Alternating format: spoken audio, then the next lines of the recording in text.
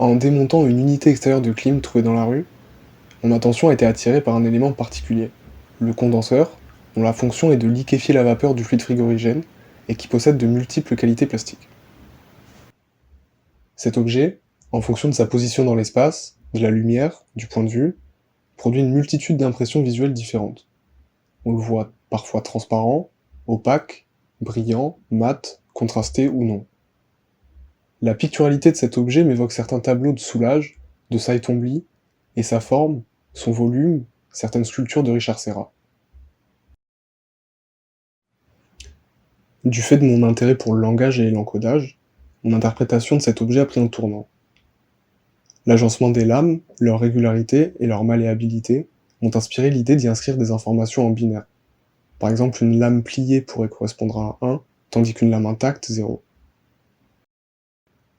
Cette interrogation sur l'encodage a pris une dimension musicale.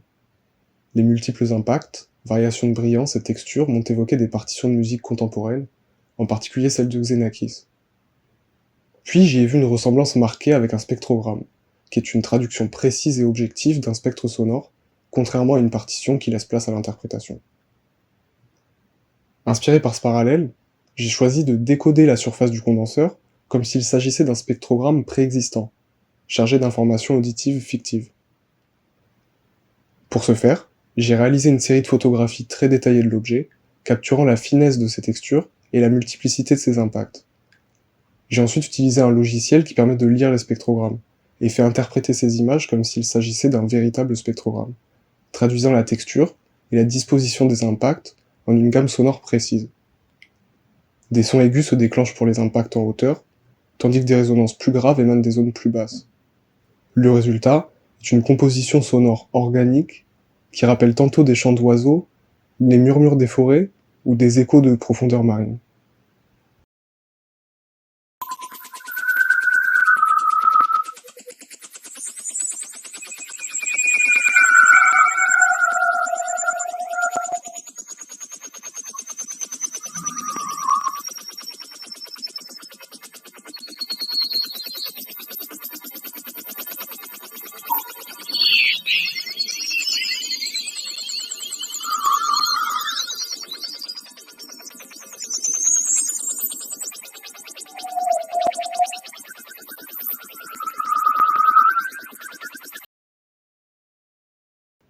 L'installation finale, telle que je l'ai présentée jusqu'ici, prend la forme suivante. Le condenseur est disposé verticalement sur le sol, un projecteur en face diffuse une ligne lumineuse, semblable à un laser, qui parcourt sa surface de gauche à droite. Cette ligne de lecture synchronisée avec la diffusion du son crée un dialogue entre l'image et l'audio, invitant à percevoir l'objet non seulement comme une structure industrielle, mais aussi comme une partition en constante interprétation. Ce projet s'inscrit dans une interrogation sur la richesse insoupçonnée des objets du quotidien. En détournant un composant technique de sa fonction d'origine, je m'inscris dans une tradition du ready-made et m'inspire de la sculpture post-minimale, du travail de figures tels que Richard Serra ou Robert Grosvenor. Je cherche ainsi comment, par le biais d'un geste de réinterprétation, un objet banal, entre guillemets, peut devenir le vecteur d'un langage complexe où se mêlent technologie, art et nature.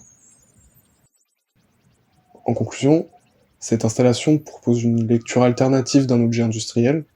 Elle explore la capacité des matériaux à porter des messages et des sonorités cachées.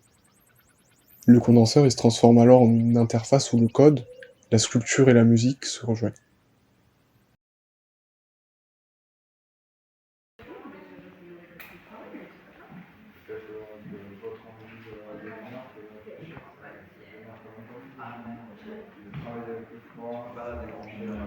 Au bas d'un mur, un trou de 3,5 mm de diamètre laisse échapper une lumière qui varie d'intensité entre 0 et 255, obscurité et éclat. Face à lui, dans le mur opposé, est incrusté un miroir circulaire d'1 cm de diamètre, prolongeant la pièce d'un point à une ligne dans l'espace. C'est un détail presque invisible, une intervention minimale qui peut facilement échapper à la perception. Mais une fois remarqué, on perçoit une variation, un rythme, comme un bégaiement. Cette lumière, elle n'est pas aléatoire, elle suit une séquence précise, une suite de valeurs traduites octet par octet à partir d'un fichier source. Et ce fichier source, c'est en réalité le code Python qui génère ces mêmes variations lumineuses. La pièce s'inscrit donc dans une boucle autoréférentielle, la lumière traduit le programme qui l'a produit.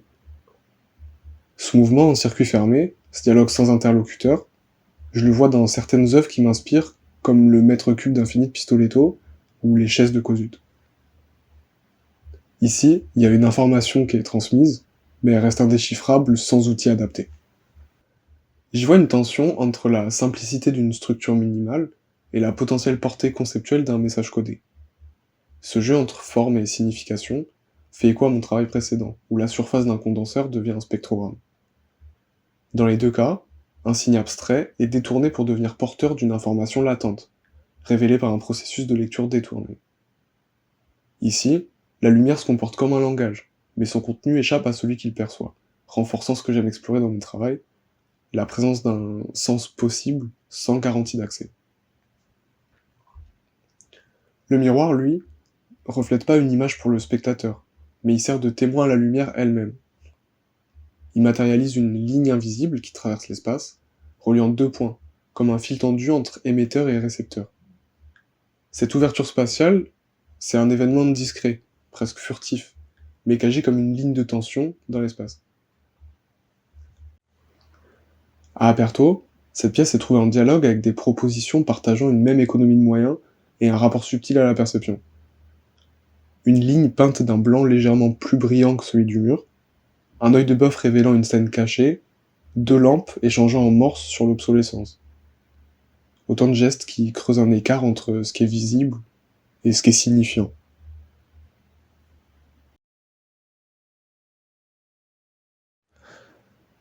J'ai pris l'habitude de récupérer des matériaux trouvés dans la rue pour les intégrer à mon travail. Je m'intéresse particulièrement aux objets métalliques, aux éléments industriels, des tuyaux, des bidons, des étagères, les matériaux qui transportent quelque chose, l'électricité, le gaz, l'air. Ces objets, en fin de vie, m'intriguent autant pour leur matérialité que pour leur fonction initiale, souvent liée à la circulation de fluides, d'énergie et d'informations. À cette période, j'étais particulièrement marqué par le travail d'artistes comme Robert Rovenor, Katinka Bock, Julien Cantel, Jeanne Panchal et Tatiana Trouvé. J'étais dans une démarche où la sculpture, l'installation, le ready-made, la photographie et le dessin se croisaient. Chaque semaine, dans une salle vide, je composais avec ces matériaux en essayant de réfléchir à la fois comme un sculpteur et comme un peintre. Je plaçais les objets dans l'espace, testais des agencements, et grâce à la photographie, j'en extrayais des compositions. C'est ainsi qu'est née une série de photographies où des jeux de composition et de lumière transforment des objets ordinaires en signes graphiques. Parmi ces expérimentations, il y a notamment une série réalisée avec une bobine de fer. En la projetant devant un mur blanc très éclairé, j'obtenais des images qui évoquent des gribouillages noirs sur fond blanc, proches du geste spontané d'un dessin de Saitome. Cet attrait pour les matériaux qui transportent quelque chose, l'électricité, le gaz, l'air, etc., traverse plusieurs de mes projets.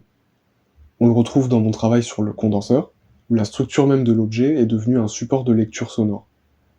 Elle est aussi présente dans la perforation, où la lumière encode et transmet une information imperceptible au spectateur. Dans toutes ces pièces, il y a une même volonté, détourner des objets techniques de leur fonction première pour en révéler une autre dimension. Il ne s'agit plus seulement de ce qu'ils étaient ou de leur usage initial, mais de la manière dont ils peuvent être perçus autrement, déplacés dans un nouveau contexte, porteur d'une autre forme de langage.